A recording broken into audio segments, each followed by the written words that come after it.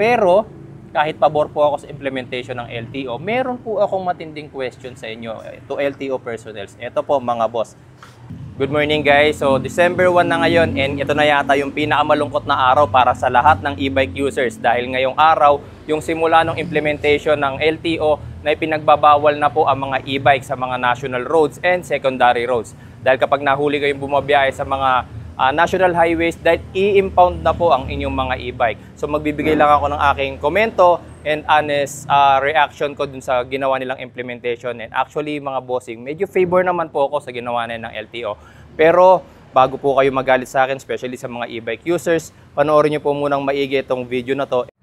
To be honest mga bossing, pabor po ako sa implementation na yan ng LTO. Why? Kasi nga po, as an e-bike user, motorcycle owner din po ako. May nakikita po kayong motor dito sa likod ko. And of course, nakikita nyo naman po sa vlogs ko na meron din po akong 4-wheel car. Kaya baka isipin ng iba, hindi ako nakaka-relate. Okay? So, meron po ako niyan mga boss. Kaya alam na alam ko po yung feeling. Pabor po ako sa ginawa ng LTO. Bakit? Kasi nakita ko po mga bossing na marami po talagang e-bike users, mga boss, ang medyo careless. Okay? Unang-una, yung mga 3-wheel e-bike, mga 4-wheel e-bike, yung mga 2 wheels na mabababa ang kategory, unang-una wala po kayong lisensya. Okay? Kapag nagkasagian po tayo, halimbawa naka-motor ako or naka 4-wheel car ako, nagkasagian tayo, anytime pwede nyo akong takbuhan. Okay? Kasi wala po kayong plaka. Okay? Which is ganun po talaga yung nangyayari. Meron po akong ka-group nung nakaraan, yung bagong labas nila. Ang sakit mga boss, bagong labas yung Port Everest nila. Okay? Mula nung nailabas ng kasa, na rear end sila. Okay? Sinalpok sila ng rumaragasang e-bike. Kalalabas pa lang po ng kasa. Ngayon, paano mo ididemanda yung e-bike? Diba? Lalo na paano kung tinakbuhan sila? Walang plaka yun, mga boss. Diba? So, unang-una, kailangan po paggagamit po tayo ng kalsada, meron tayong lisensya. Pangalawa, meron po tayong rehistro. Okay? Lisensya at rehistro.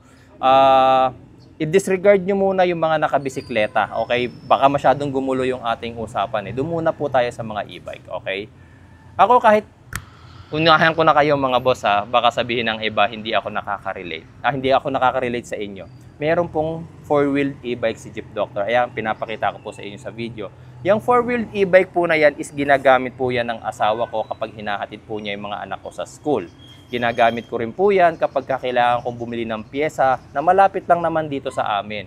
Ginagamit din po namin yan kapag may bibiling kami sa labas or gusto lang namin lumabas para magmerienda at malapit lang naman. Pero take note mga boss, ginagamit po namin yan sa mga barangay roads only. Hindi po namin yan nilalabas ng Commonwealth, hindi namin yan dinadala sa EDSA. Alam ko sa Mindanao Avenue, bawal na rin po ang e-bike. Dati nung hindi pa pinagbabawal ang e-bike sa Mindanao Avenue, dumadaan pa po kami doon. Pero simula nung sinabi na bawal na rin ang e-bike sa Mindanao Avenue, hindi na rin po kami dumadaan doon mga boss. Kasi sumusunod kami sa batas. Take note mga boss, pareho po kami ni Mrs. na may lisensya. Nauna siya magka-lisensya sa akin, tas ako, nung mag-asawa na kami, nung bago kayo ikasal, meron na akong lisensya nun. Okay? Si Mrs. ang nagturo sa akin magmaneho. Kaya kung lisensya at lisensya lang pong pag-uusapan, pareho po kami ni Mrs. na meron. Yun nga lang yung 4-wheel e-bike namin, hindi po yan nare-rehistro. Kasi hindi po siya, may mga categories po ang e-bike mga boss na pwedeng marehistro sa LTO. So, ang L3 categories lang po ang pwedeng marehistro. And bukod po dun sa 4-wheel e-bike namin mga boss, meron pa akong e-bike na isa. Ito, yung nasa likod ko. Yung nakikita po ninyong silver na yun, that is a Honda CBR 250RR. Registered motorcycle yan. Pero itong kulay pula na to mga boss, ito, pakita ko sa inyo. Sa mga nakasubaybay po dito sa aking kahit doon, diyan ka pa talaga natulog. Ayan, pagpasensya nyo na yung aking bully. Ayan, sa mga nakasubaybay po dito sa aking vlogs, alam niyo mga boss na itong motor na to is an electric motorcycle. Ito po mga boss, pakita ko sa inyo This one mga boss is the L3 category. Kung mapapansin niyo, wala po siyang makina. Black box ang nandyan. Ang ibig sabihin, battery ang nandyan. Sa mga motor, makikita ninyo ang makina. Pero tignan nyo rito, wala po siyang makina. Battery po ang nandyan. Ang meron siyang mga bossing, hub motor. Ayan. 3,000 watts motor po yan. So, ang ganitong klase ng motorcycle mga boss, pasok sa L3 category. Bakit? If I'm not mistaken, ang L3 category, yung mga e-bikes na kayang tumakbo ng 50 kph pataas. Okay, 50 kph pataas. Okay, so, Sir, yung mga four-wheeled e-bike, pag na-upgrade, kaya nang tumakbo ng 50 kph, 60 kph pataas, pwede nang irehistro. Actually, hindi pa rin. Bakit mga boss? Unang-una, ano bang meron sa bike na to para marehistro siya sa LTO? Mga boss, ang hub motor, eto, para makita nyo. May plate number yan, although hindi pa hindi pa nare-release sa akin ni LTO yung aking plate number. LTO, baka naman. Okay? So, eto, yung hub motor namin mga bossing, meron din po yang number. Kumbaga sa makina ng motor, engine number, sa amin, motor number. Ayan. So, unique po yan. Wala pong magkakapareho na ganyan. Okay? So, ito, yung isa sa requirements, meron na po. Another requirements mga bossing. Ano pa? Chassis number. May chassis number ba ang mga four-wheeled e-bike? Wala mga boss. Kasi ang ginagamit sa inyo, tubular. Sa mga maliliit na e-bikes, I don't know kung may chassis number. Pero ito mga boss, may chassis number yan. Ayan o. Papakita ko sa inyo. Ayan. Kita nyo na? May chassis number din po ang aming motor. Ngayon, pwede na silang ma-irehistro. Another requirements para ma-rehistro sila, resibo ng pinagbilhan. Okay, so sino ang mag-rehistro dapat ng inyong electric motorcycle mga boss? Yung nagbenta sa inyo. Okay, hindi po tayo mga buyers or mga clients or mga owners ang magre-rehistro ng motor natin. Yung nagbenta. Parang sa mga motor din po, sa mga sasakyan din po, ganun. Sila ang magre-rehistro kasi meron pang iba pang requirements na hinihingi si LTO para marehistro ang mga sasakyan. Ano pa yon? Alam ko yung mga taxes, mga custom something, okay, mga importation something, lalo na kung in-import lang po yan. May hinihingi pa po silang documents na hindi natin mapoprovide. Ang makakapag-provide lang po nun, si seller. Kaya kapag ka L3 category ang mga motorcycle ninyo mga boss at binibentahan kayo ng e-bike tapos hindi niyo silang magre-rehistro, huwag niyong bilhin dahil hindi niyo po yan marerehistro kahit na legal pa po ang pagkakabili ninyo. Ang magre-rehistro po niyan, uulitin ko, yung nagbebenta po, yung kumpanya or yung dealer, motorcycle dealer na nagbebenta po sa inyo, okay? Tapos yung gantong klase ng motorcycle or e-bike mga boss, hindi na po to pwedeng gamitin sa bike lane. Why? Kasi nga po, tumatakbo na po to na kasing bilis ng mga motor. Okay? Pwede nyo na po kasing masagasaan, matamaan, or maaksidente yung mga nasa bike lane. Okay? Ginagamit na po natin to sa motorcycle lane mga bossing. Motorcycle lane na po tayo. Pwede nyo na yan gamitin sa EDSA, pwede na yan sa Commonwealth, pwede na yan sa kahit na anong roads dito sa Metro Manila.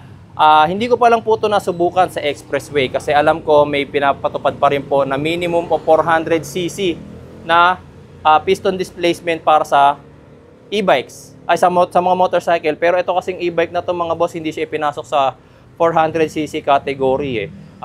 Yun lang ang problema kasi kapag tinecheck yung ating rehistro, hindi siya nakapasok sa 400cc kasi nga wala naman siyang motor, wala siyang piston displacement. Electric hub motor ang meron siya. Okay, so parang yun nga, sayang no kung pwede ko sana magamit sa expressway kasi yung bigat niya dun sa big bike ko medyo nagkakalapit lang naman po mga boss.